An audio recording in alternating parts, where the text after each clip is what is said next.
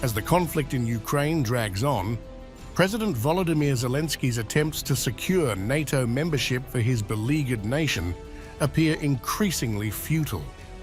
Daniel R. de Petris, a fellow at the US-based think tank Defense Priorities, argued that despite NATO leaders' vocal support, the alliance is reluctant to admit Ukraine.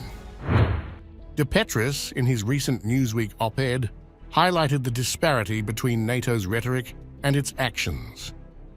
Leaders like US President Joe Biden and outgoing NATO Secretary General Jens Stoltenberg affirm Ukraine's future in NATO, yet tangible steps toward membership remain elusive.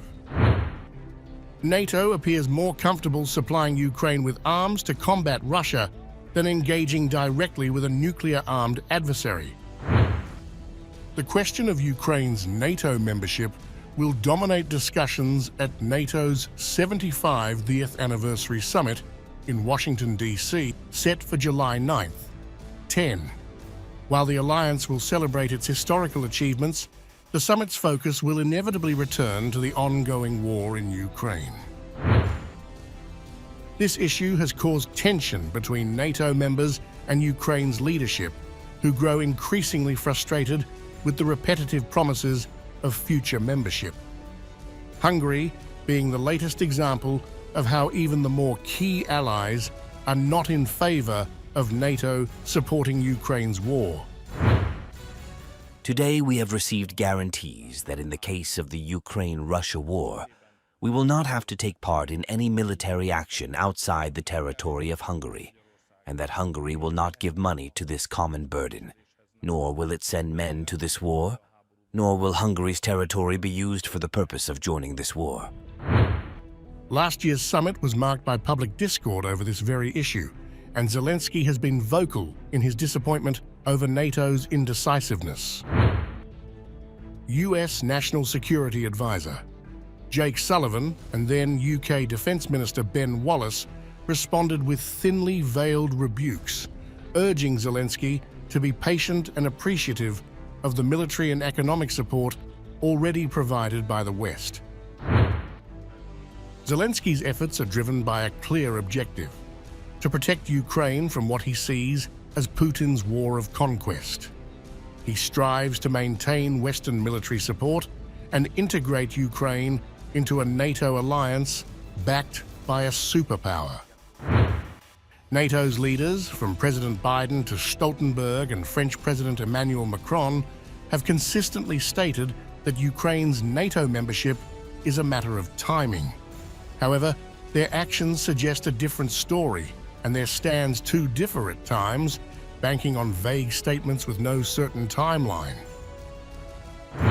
We must ensure that Putin's aggression doesn't pay off, today or in the future. That is why, at the summit, we will continue to bring Ukraine ever closer to NATO membership, so that when the time is right, Ukraine can join without delay. When the President went out and described the process leading to this bilateral security agreement, he said this would be a bridge from now to Ukraine's ultimate membership in NATO when conditions are met and all allies agree.